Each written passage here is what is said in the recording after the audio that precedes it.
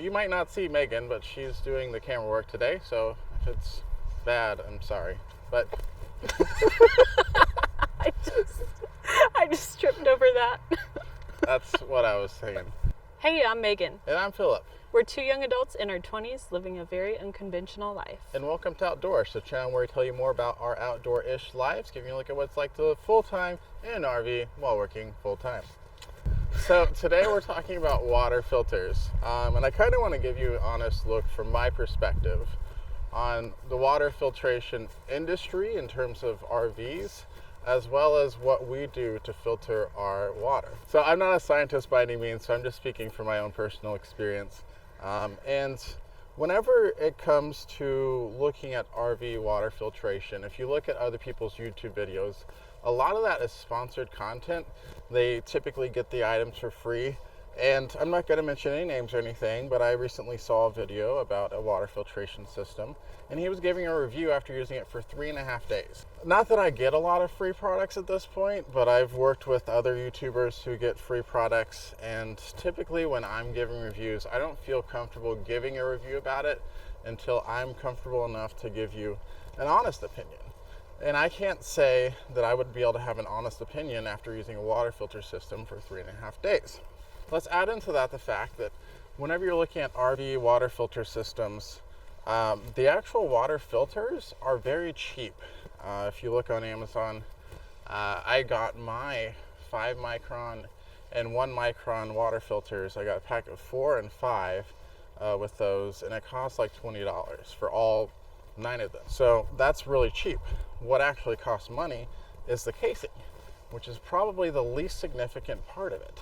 Generally, when you're talking about sediment filtration, as well as removing stuff like chlorine and other chemicals, you're talking about very cheap parts. That said, what's the brand name? I probably don't even want to mention the brand name anyway, but there's one water filter system that's identical to what we have that we got for $50. They charge $280.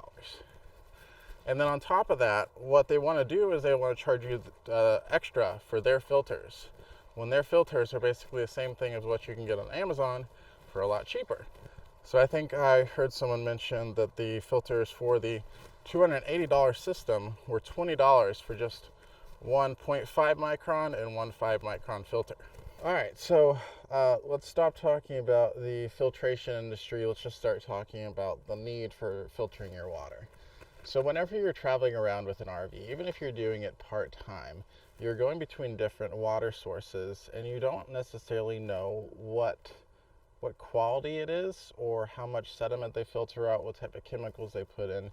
And in general, not that this place is bad, but your RV campground might actually have pipes that are old and rusty and have stuff on the inside that you don't necessarily want to be taking in. Or in the case of Flint, Michigan, the city's pipes might actually have rust and stuff on the inside, or lead. Well, it was lead, right? I have no idea.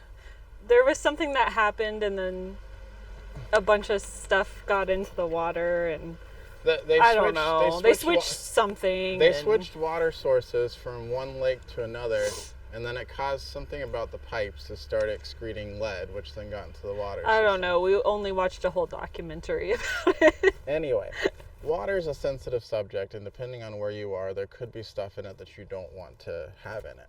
So when it comes to taking in water that you're especially not familiar with, you definitely want to try to filter it somehow. So there's different ways of filtering it. And I think the most basic way that people use is the Camco Taste Pure tiny filters that you just put inline in the hose. I don't have one handy. I'll put a picture right here. But what you get with those, they used to be 100 micron, but they're now down to 20 micron. What it is, though, is it's basically just a carbon activated filter, just like one of the filters we have in our filter system. And it filters certain things. It doesn't handle everything, which we'll talk about that in just a moment. But that's your most basic form, and that does 20 microns at this time. The issue with that is it doesn't last very long, and it's about $15 to $25 for the filter, depending on where you buy it, and if you buy it in bulk or not. So that said, if you're just like a weekend warrior, something like the 𝚂𝚘𝚌𝚒𝚗𝚎 would be good for you. But if you're looking at a more of a full-time system, when you can start looking at these whole house water filtration systems, which you can actually get for pretty cheap. You can even get them from like Lowe's or Home Depot. And those water filtration systems are actually meant for your whole house. In fact, the filters that we have inside our water filtration system are rated for 16,000 gallons. So you can filter 16,000 gallons through them before you have to replace them. The product listing for that, I think, said that that's 3 to 6 months, but we typically just go on the underside and say 3 months, so that way we can replace them more often and hopefully end up with cleaner water. This, as you can see, is a 2-stage system. One is sediment. It's just a basic sediment filter, 5 microns, and then the other one is a carbon activated filter that does 1 micron. I did have a 0.5 micron there originally, but as I mentioned before, it's hard to find 1 micron, let alone 0.5 micron. So we ended up just switching to a 1 micron on that, and I'm not too upset about it. But like I was mentioning, the actual filters, there's a Class A behind us. We'll wait for a second. Anyway, like I was saying before that Class A so rudely interrupted, driving around and stuff. What was I saying?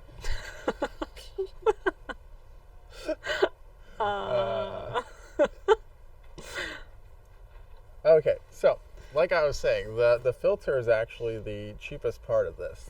The thing that seems to cost the most money is this actual housing. So I will admit, this $50 housing that we got off Amazon isn't the best in terms of this metal part. It's been chipping off the paint and rusting a lot. This is Beach Lane, the brand, but I actually had to sand it basically and then repaint it. But you can still see some of the rust spots right there. So, I mean, in terms of the actual structure of this part, it's not necessarily high quality. But what you actually care about is these plastic housings, because these are what hold your filters. And you can see that basically there's just an inlet, an outlet, and then there's these 2 plastic filter housings are connected together with just some typical pipe connector thing, majig. So now that we've talked about that, let's go ahead and just break this open real quick. So this really just came with the filter housing. All you basically need to do is just use this to get them on and off. It just keeps it nice and tight. Wrong way. Let's see if we can depressurize it. Maybe that'll help.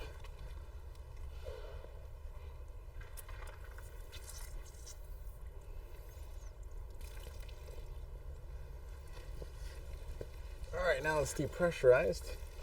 Let's try again. So the water pressure was preventing it from coming out easily.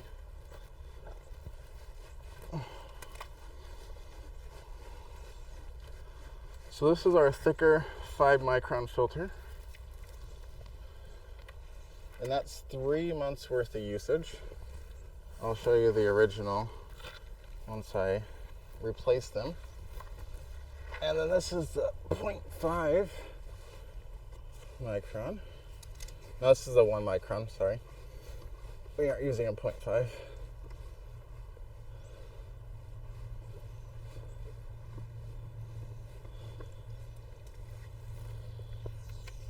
And that one we actually don't see too much of a difference, especially when you compare it to the original. Nasty filters aside, when you're talking about water filtration systems, no matter which one you use, they're pretty much always going to be the same thing. They're going to be this thick-walled plastic container. This is what you put your filters in. And in terms of all the water filtration systems, they basically all use this 2.5-inch by 10-inch water filter. So it's pretty much standard across all of them. And it's the same size for each of these. So theoretically, you could put 2 1 micron or 1 micron and a 5 micron, or orient it however you want, however you prefer. That said, the main difference between the system that we have here and the one that you can get for $280, by the way, that's a $230 price difference, is the housing or the metal part that goes around it. Like I mentioned, ours is pretty cheap. And theoretically, you could replace this with whatever you want, including something that you machine yourself. But the one that goes for $280, I believe, has a metal housing that goes all the way around it, and it seems to be a lot thicker metal with some better finish on it, so that way it doesn't chip and rust as much as ours did. Again, this is only what is this, like 5 months old now? This is maybe 5 months. So I mean, we've put it through a lot of use, including scraping this on stuff, so it could have been partially our fault that this has gotten in such bad shape. Sitting on the ground and yeah, it tipping over. We don't actually have it mounted anywhere. Yeah, I don't know where we would mount it, we could theoretically mount it here. Anyway, that's a whole other story. Basically, what we're talking about, though, is just something very cheap that's not worth $230. Otherwise, these components are basically the same thing. And even if this plastic is a little bit thicker or a little bit thinner, it doesn't really matter as long as it's watertight. That's what you're mainly concerned about. And these things are very watertight. We've not had any leaks at all. The main concern that we've had is just these inlets and outlets here can sometimes get loose whenever you're twisting around the hose, which we're going to fix here soon by just getting some quick release mechanisms, so that way you don't have to tighten and untighten it at the inlet. Instead, we can just do a quick release, which makes it easy to get on and off. So here are our new filters. These are actually Pure Plus is the brand of these. As I mentioned before, we have a 5-micron sediment filter. This is basically just going to get out your sediments, dirt, sand, rust, and other small particles that can come through. And then we have our carbon activated water filter. So again, this has some type of carbon in it. In our case, I believe it was shells of some sort as the main carbon. And it takes care of removing stuff like chlorine and other stuff that I guess the carbon removes. Like I said, not a scientist or anything.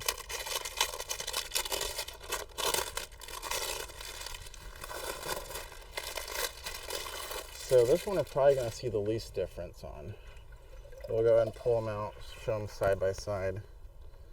Again, I'm not seeing really too much of a difference. I would say this one does look a little bit darker. Yeah, a little bit. But not a whole lot.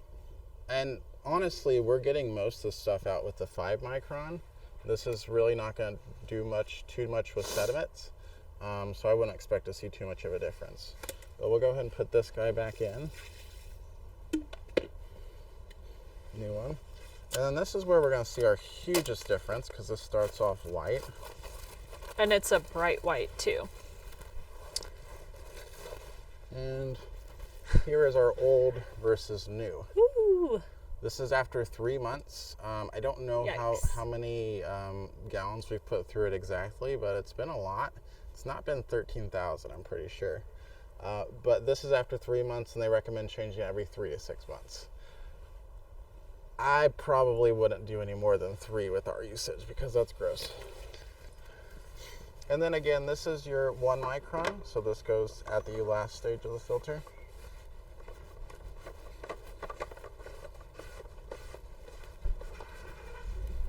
So this is our out, and this is your 5-micron, so it starts off in the first stage.